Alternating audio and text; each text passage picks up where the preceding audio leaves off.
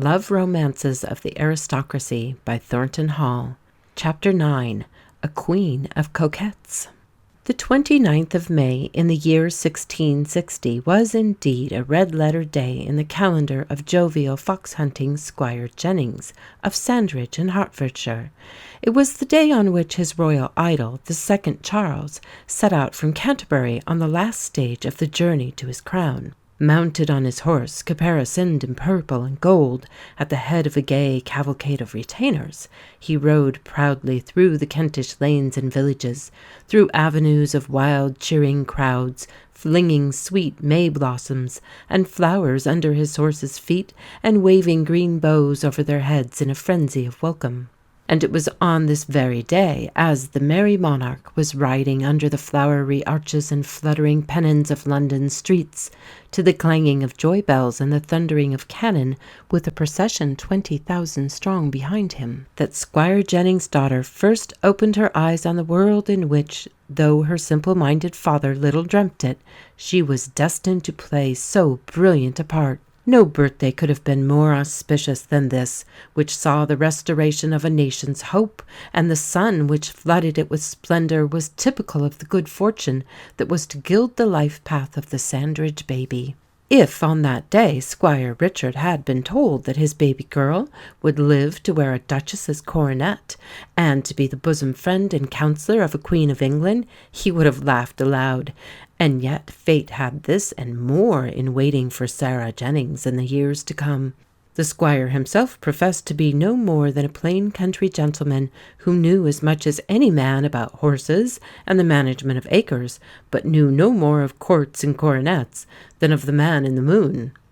His family, it is true, had been seated for generations on his broad Hertfordshire lands, and his father had been dubbed a Knight of the Bath, when the Prince of Wales, later Charles I, himself received the accolade. His mother, too, was a Thornhurst of Agnes Court, Old Romney, a family of old lineage and high respectability. But, apart from Sir John, no Jennings had ever aspired even as high as a mere knighthood, and certainly they were as far removed from coronets as from the North Pole. Squire Jennings had another daughter, Frances, at this time a winsome little maid of 8 summers, already showing promise of a rare loveliness, and she, too, was destined to a career almost as brilliant as and more adventurous than that of her baby sister. Her story opened one day when she was transported as maid of honour to the Duchess of York, from the modest home in Hertfordshire to the glamour and splendours of the royal court, where her beauty dazzled all eyes. The Duke of York himself lost his heart at sight of her, and turned on her the battery of his sighs and smiles, his ogling and flattering speeches.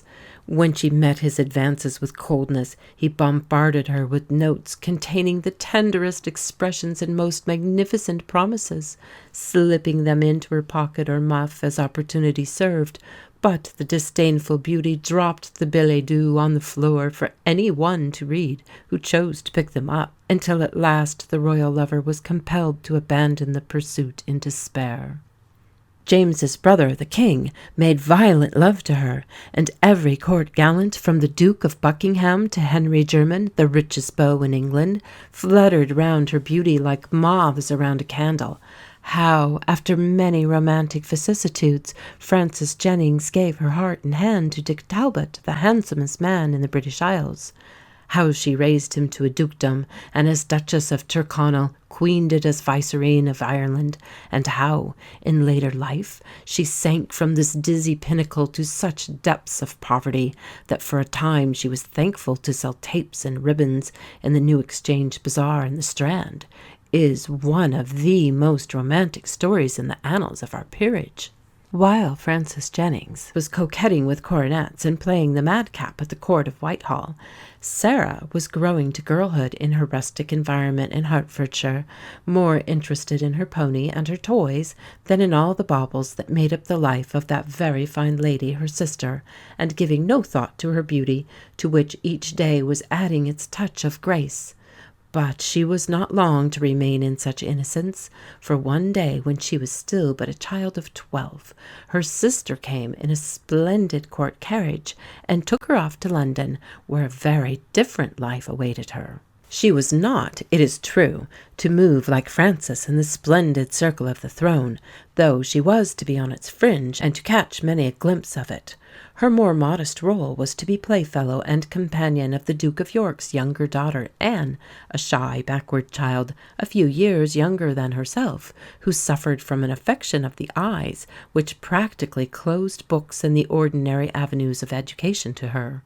To such a child, cradled in a palace and hedged round by ceremonial, Sarah Jennings, with the superabundant health and vitality of a country-bred girl, was an ideal playmate, and before many days had passed, the timid, clinging princess was a very slave of the vivacious, romping, strong-willed daughter of the squire. Thus was begun that union between the strong and the weak, which in later years was to make Sarah Duchess of Marlborough virtual Queen of England, while her childish playfellow Anne wore the crown.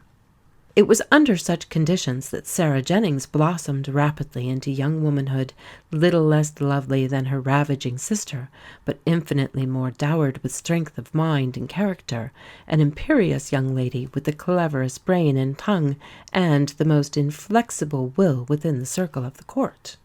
While Sarah was playing with her royal charge in the palace nursery, John Churchill, son of a West Country knight, whose life was to be so closely linked with hers, had already climbed several rungs of the ladder, at the summit of which he was to find a duke's coronet.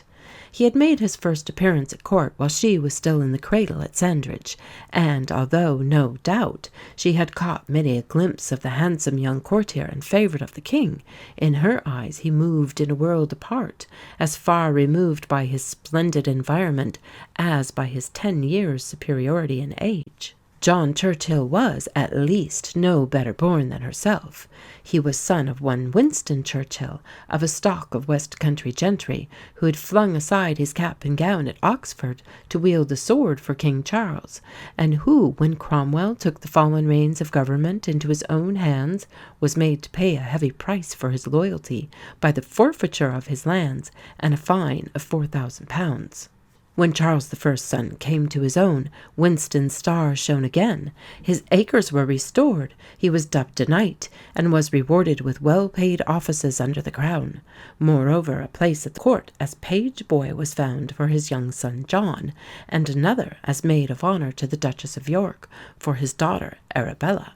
From the day young Churchill entered the service of James, Duke of York, fortune smiled her sweetest on him. The Duke was captivated by the boy's handsome face, his intelligence and charming manners, and took him at once into favour.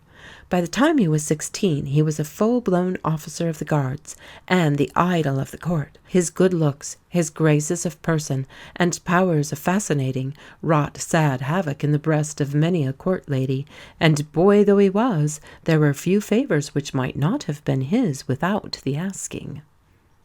Even Barbara Villiers, my Lady Castlemaine, who had for many years been the king's light of love, and had borne him 3 sons, all dukes to be, cast amorous eyes on the handsome young guardsman, and, what is more, succeeded where beauty failed in drawing him within the net of her coarse middle-aged charms. Strange stories are told of the love-making of this oddly assorted pair, which had a ludicrous conclusion. One day King Charles was informed that if he would take the trouble to go to Lady Castlemaine's rooms, he would be rewarded by a singular spectacle, that of young Churchill dallying with his mistress and the mother of his children.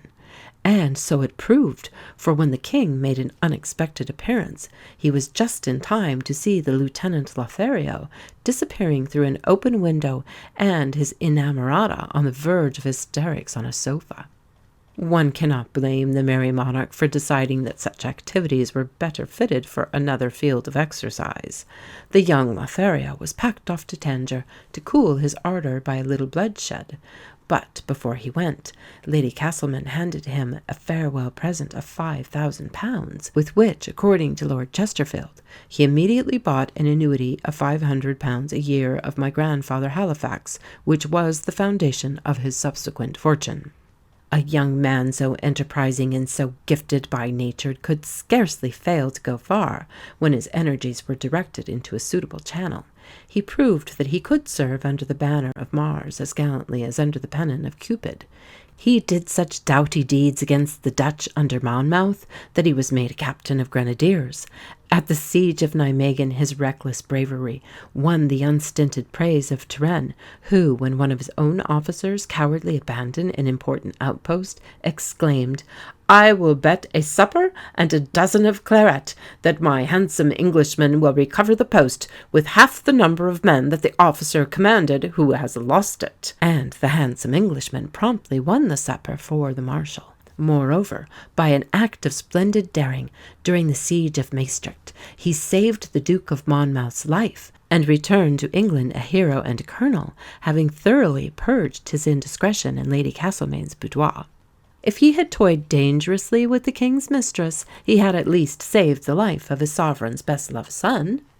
It was at this time that Churchill seems to have first set eyes on Sarah Jennings, now standing on the verge of womanhood, and as sweet a flower as the court garden of fair girls could show. He saw her moving with queenly grace and dainty freshness among a crowd of the loveliest women at a royal ball, her proud, well-poised head rising above them as a lily towers over meaner flowers. And such are the strange ways of love. From that first glance he was fascinated by her as no other woman ever had power to fascinate him. When he sought an introduction to her, the bright spirit that shone in her eyes, her clever tongue, and her graciousness quickly forged the chains which he was proud to wear to his life's end. Seldom has a woman's spell worked such quick magic. Never has the love it gave birth to proved more loyal and enduring. But Sarah Jennings was no maid to be easily won by any man, even by a lover so dowered with physical graces and so invested with the halo of romance as John Churchill. She knew all about his heroism on battlefields. She knew also of that little incident in a palace boudoir, and of many another youthful peccadillo of the gallant young colonel. She was no flower to be worn and flung aside, and she meant that Colonel Churchill should know it. She could be gracious to him, as to any other man, but she quickly made the limits of her indulgence clear. To all his amorous advances she presented a smiling and inscrutable front. His ardour was as unwelcome as it was premature. Had she designed to make a conquest of her martial lover, she could not have set to work more diplomatically. Colonel Churchill had basked for years in woman's smiles, often unsought and undesired. To coldness and indifference he was a stranger, but they only served, as becomes a soldier, to make him more resolute on victory. As a subtle tongue and a handsome person made no impression on this frigid beauty, he had recourse to his pen, since his sword was useless for such a conquest, and inundated her with letters, breathing undying devotion, and craving for at least a smile or a look of kindness. "Show me," he writes, "that at least you are not quite indifferent to me, and I swear that I will never love anything but your dear self, which has made so sure a conquest of me that, had I the will, I had not the power ever to break my chains. Pray let me hear from you, and know if I shall be so happy as to see you tonight." But to all his protestations and appeals she returns no response. If she is deaf to the pleadings of love, she must, he determined, at least give him her pity. He writes to tell her that he is extreme ill with the headache, and craves a word of sympathy, as a beggar craves a crust. He vows in his pain, "By all that is good, I love you so well that I wish from my soul that if you cannot love me, I may die, for life could be to me one perpetual torment. If the Duchess," he adds, "sees company, I hope you will be there, but if she does not, I beg you will then let me see you in your chamber, if it be but for 1 hour. If you are not in the drawing-room, you must then send me word at what hour I shall come." At last the iceberg thaws a little, though it is only to charge him with unkindness. She assumes the role of virtue, and, with a woman's capriciousness, charges her lover with the coldness and neglect which she herself has visited on him. "Your not writing to me," she says, "made me very uneasy, for I was afraid it was want of kindness in you, which I am sure I will never deserve by any action of mine." Was ever wayward woman so unjust? For weeks Churchill had been deluging her with ardent letters, to which she had not deigned to answer one word. Now she assumes an air of injured innocence and accuses him of unkindness. She even promises to see him, but cannot resist the temptation to qualify the concession with a gibe. "That would hinder you," she says with delicious if cruel satire, "from seeing the play, which I fear would be a great affliction to you and increase the pain in your head, which would be out of anybody's power to ease until the next new play. Therefore pray consider, and without any compliment to me, send me word if you can come to me without any prejudice to your health." At any rate, the Sphinx had spoken, and shown that she had some feeling, if only that of pique and unreason, and the despairing lover was able to take a little heart. After all, coquetry, even if carried to the verge of cruelty, holds more promise than arctic coldness. But the course of love, which could scarcely be said to have even begun, was not to run at all smoothly. Sir Winston Churchill had set his heart on his son marrying a gilded bride, and he had discovered the very woman for his ambitious purpose, one Catherine Sedley, daughter of his old friend, Sir Charles Sedley, a lady no longer quite young, angular and unattractive, but heiress to much gold and many broad acres, and he lost no time in impressing on his handsome boy the necessity of such an alliance. Pretty maids of honour were all very well to practise love-making on, but land and money-bags far outlast and outshine penniless beauty. For a few undecided weeks the lure seemed to attract Churchill, coupled though it was with the death of his romance. He dallied with the temptation as far as the stage of marriage settlements, and rumour had it that the match was as good as made. Handsome Jack Churchill was to marry an elderly and gilded spinster, and to mount on her money-bags to greatness. No sooner had these rumours reached the ear of Sarah Jennings than she flew into a towering rage. "Marry a shocking creature for money!" she raved, and this was what all his passionate protestations of love amounted to. Sitting down in her anger, she poured out the vials of her wrath on her treacherous swain, bidding him wed his gold. "As for seeing you," she wrote, "I am resolved I never will, in private or in public if I can help it, and as for the last, I fear it will be some time before I can order so as to be out of your way of seeing me. But surely you must confess that you have been the falsest creature upon earth to me. I must own that I believe I shall suffer a great deal of trouble, but I will bear it, and give God thanks, though too late I see my error." Never had maid been so cruelly treated by man. After spurning Churchill for months, returning nothing to his ardour and homage but a disdainful shoulder or a gibe, the moment he dares to turn his eyes on any other divinity, she is the most outraged woman who ever staked happiness on a man's constancy. But at least her anger served the purpose of bringing Churchill back to his allegiance more promptly than smiles could have done. He, who had never yielded a foot to an enemy on the field of battle, quailed before the tornado of his lady's anger. He broke off the negotiations for his marriage with Miss Sedley, who quickly found a solace in the Duke of York's arms, in spite of her lack of beauty, and came back to the feet of his outraged lady on bended knees. But if she was coy and cold before, she was unapproachable now. In vain did he vow that he had never ceased to love her more than life, that he adored her even more now in her anger than in her indifference. "I vow to God," he wrote, "you do so entirely possess my thoughts that I think of nothing else in this world but your dear self. I do not, by all that is good, say this that I think it will move you to pity me, for I do despair of your love, but it is to let you see how unjust you are, and that I must ever love you as long as I have breath, do what you will. I do not expect in return that you should either write or speak to me. I beg that you will give me leave to do what I cannot help, which is to adore you as long as I live. and in return I will study how I may deserve, though not have, your love. Was ever lover more abject, or ever maid so hard of heart, at least in seeming? To this pathetic effusion, which ought to have melted the heart of, and at least wrung forgiveness from, a sphinx, she retorted that he had merely written it to amuse himself, and to make her think that he had an affection for her when she was assured he had none.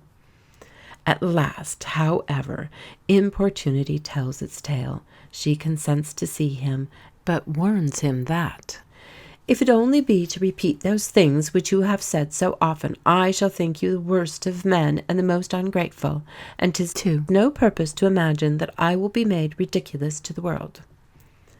Still again she gave signs of thawing. To his next letter, in which he wrote, I do love and adore you with all my heart and soul, so much by all that is good, I do and ever will be better pleased with your happiness than my own.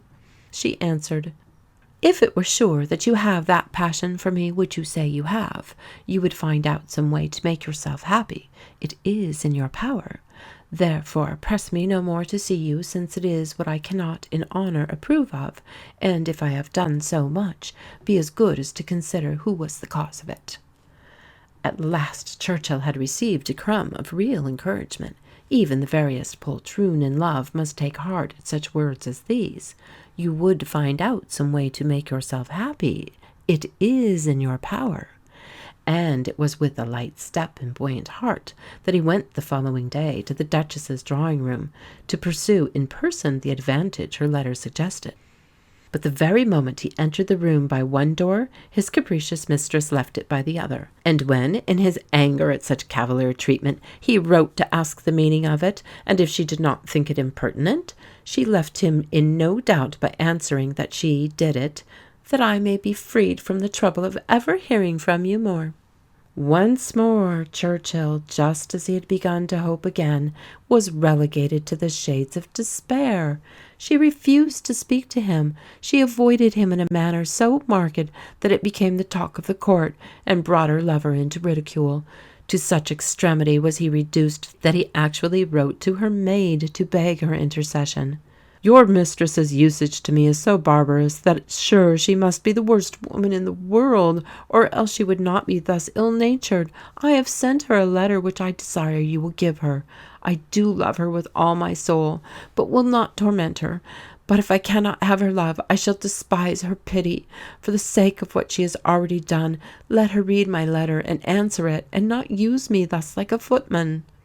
In her reply to this letter, Sarah assumed again an air of wounded innocence. She had done nothing, she declared, with tears in her pen, to deserve what he had written to her, and since he evidently had such a poor opinion of her, she was angry that she had too good a one of him. If I had as little love as yourself, I have been told enough of you to make me hate you, and then I believe I should have been more happy than I am like to be now. However, she continued, if you can be so well contented never to see me, as I think you can by what you say, I will believe you, though I have not other people. No wonder the poor man was driven to his wits' end by such varied and contradictory moods. After avoiding him for weeks in the most marked and merciless manner, she charges him with being content never to see her. Although she had never uttered or penned a syllable of love in return for his reams of passionate protestations, she taunts him with having less love than herself. Was ever woman so hard to woo or to understand, or lover so patient under so much provocation? She further accused him of laughing at her when he was at the Duke's side, to which he retorted, I was so far from that had it not been for shame I could have cried. She even swore that it was he who avoided her, and he proves to her that he had followed her elusive shadow everywhere, and had even made his chair follow him, because I would see if there was any light in your chamber, but I saw none. But even this arch coquette recognized that the most devoted lover's forbearance has its bounds, and she was much too clever a woman to strain them too far. When she had brought him to the verge of suicide by her moods and vapours, she saw that the time of surrender had come, and when her lover's arm was at last around her waist and her head on his shoulder, she vowed that she had never ceased to love him from the first, and that she had never meant to be unkind. Thus it came to pass that one winter's day in 1677, at St. James's Palace, John Churchill led his bride to the altar, which proved the portal to one of the happiest wedded lives that have ever fallen to the lot of mortals. How little at that crowning moment Sarah Churchill could have foreseen those distant days of the future, when she was left to walk alone the last stage of life, in which she would read and reread, with tear-dimmed eyes, the faded letters which her coldness had wrung from her lover in the flood-tide of his passion and his despair. End of Chapter 9. Recording by Kate Follis.